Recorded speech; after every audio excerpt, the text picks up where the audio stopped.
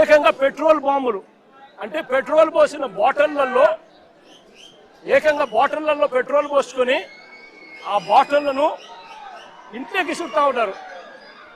జోగి రమేష్ ఇంట్లో కూడా 2 గంటల నుంచి మధ్యాహ్నం 2 గంటల నుంచి 5 గంటల దాకా దాదాపుగా 300-400 మంది అక్కడ ఒక చోట అక్యుములేట్ అవుతా ఉన్నారు. అక్కడ ఒక చోటికి అందరూ కూడా వచ్చేటప్పుడు పోలీసులు పక్కనే ఉన్నారు. పోలీసుల సమక్షంలోనే జరుగుతూ ఉంది. పోలీసులు జరగనిచ్చినారు. జరిగిచ్చిన తర్వాత పోలీసుల సమక్షంలోనే జోగి రమేష్ ఇంటి మీద దాడి చేసి ఆయన ఇంటికి నిప్పట్టించే కార్యక్రమం చేస్తారు. రజనమ్మ అని ముందు రోజు గుడికి పోయి రజనమ్మ పూజ చేసుకొని వస్తూ ఉంటే వెంకటేశ్వర స్వామి గుడికి పోయి పూజ చేసుకొని వస్తూ ఉండేది. వెంకటేశ్వర స్వామికి పోయి గుడికి పోయి పూజ చేసుకొని ఆయన వస్తూ ఉంటే ఆయమను అక్కడే అడ్డగించి గుడి బయటే అని ముందు రోజు గుడి బయటే ఆయమను అడ్డగించి ఆయమను తిడుతూ దుర్భాషలాడుతూ పోలీసుల సమక్షంలోనే ఆమె మీద కూడా దాడికి యత్నం చేశారు. ఇంకా ఏమైంది తెలుసా? ఇంకా ఆశ్చర్యం ఏమిటో తెలుసా? ఉల్టా అమ్మ మీదనే కేసు పెట్టారు. ఏమని?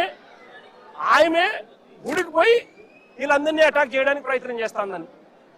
ఏదైనా హద్దు పొద్దు ఉండాలి ఏదైనా మాట్లాడేసరికి. ఇది జంగిల్ రాజ్ కాదని అడుగుతా ఉన్నా. బ్రహ్మనాయుడు అన్న ఆయన చేసిన పాపం ఏంది? ఆయన గుడికి బయలుదేరినాడు. చంద్రబాబు నాయుడు గారికి దేవుడు జ్ఞానోదయం చేయాలని, చంద్రబాబు నాయుడు గారు అనే వ్యక్తిలో పశ్చాత్తాపం రావాలని, చంద్రబాబు నాయుడు అనే వ్యక్తికి దేవుడు దయ వల్ల ఆయనకు ఆయన కొడుకుకు ఆయనతో పాటు అక్కడే ఉన్న ఆయనతో పాటు ఆయన పార్టీలో ఉన్న పవన్ కళ్యాణ్ గారికి అందరికీ కూడా జ్ఞానోదయం జరగాలి అని చెప్పి బ్రహ్మనాయుడు ఆయన గుడికి పోతా ఉంటే గుడి నుంచి ఆయన బయటకు వస్తూనే ఉంటే ఆయన మీద కూడా అటాక్ పోలీసుల సమక్షంలోనే ఆయన మీద కూడా దాడి. నేను అడుగుతా ఉన్నా, కాకాని గోవర్ధన్ అన్న విషయం అయితేనేమి, ఇంకా వీళ్ళందరి విషయాలు అయితేనేమి, తప్పు చేసేది చంద్రబాబు నాయుడు చేస్తా ఉన్నాడు. తప్పుడు ఆరోపణలు చేసింది చంద్రబాబు నాయుడు చేస్తా ఉన్నాడు.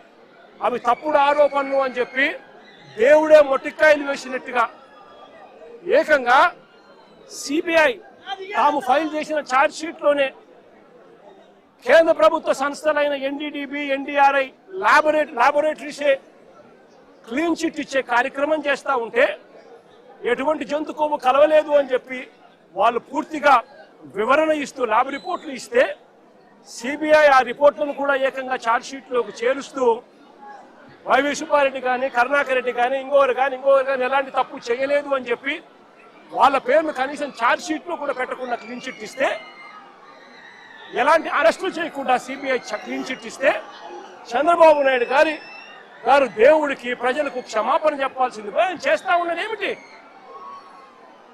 ప్రతి విషయంలోనూ కూడా చంద్రబాబు నాయుడు చేస్తా ఉన్న రాజకీయాలు ఇలాంటి దుర్మార్గపు రాజకీయాలే. చూడండి, మీరే ఆలోచన చేయమని అడుగుతా ఉన్నా. సూపర్ 6, సూపర్ 7 ఎన్నికలప్పుడు మాటిచ్చాడు, బాండ్లు ఇచ్చాడు. ఇంటింటికి వెళ్ళి అమ్మా బాండ్ తీసుకో తల్లి, మీ ఇంట్లో ఎంతమంది ఉన్నారు, మీ ఇంట్లో నిరుద్యోగులు ఉన్నారా, మీకు 36,000, మీ ఇంట్లో పిల్లలు ఉన్నారా, ఇదిగో మీకు 15,000, మీ ఇంట్లో రైతులు ఉన్నారా, ఇదిగో మీకు 26,000, మీ ఇంట్లో మీకు చిన్నమ్మలు పెద్దమ్మలు 50 ఏళ్ళ వయసులో ఉన్నారా, వాళ్ళకు 48,000, ఉద్యోగం కోసం వెతుక్కుంటున్నారా పిల్లలు 36,000.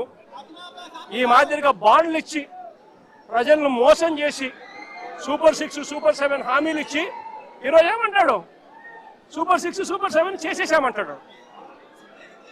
సూపర్ 6, సూపర్ 7 చేసేసామని చెప్పి పొద్దు సిగ్గు లేకుండా అబద్ధాలు ఆడుతా ఉన్నాడు. చంద్రబాబు నాయుడు గారు చేస్తా ఉన్నది తప్పు అని, చంద్రబాబు నాయుడు గారు చేస్తా ఉన్నది మోసమని ఎవరైనా ప్రశ్నిస్తే ఏం చేస్తా ఉన్నాడు? ఆ ప్రశ్నించిన వాళ్ళ మీద, సోషల్ మీడియా యాక్టివిస్టుల మీద, ప్రశ్నించే వాళ్ళ మీద కేసులు పెట్టి జైలుకు పంపుతా ఉన్నాడు. అబద్ధాలు చెప్పేది ఆయనే, మోసం చేసేది ఆయనే.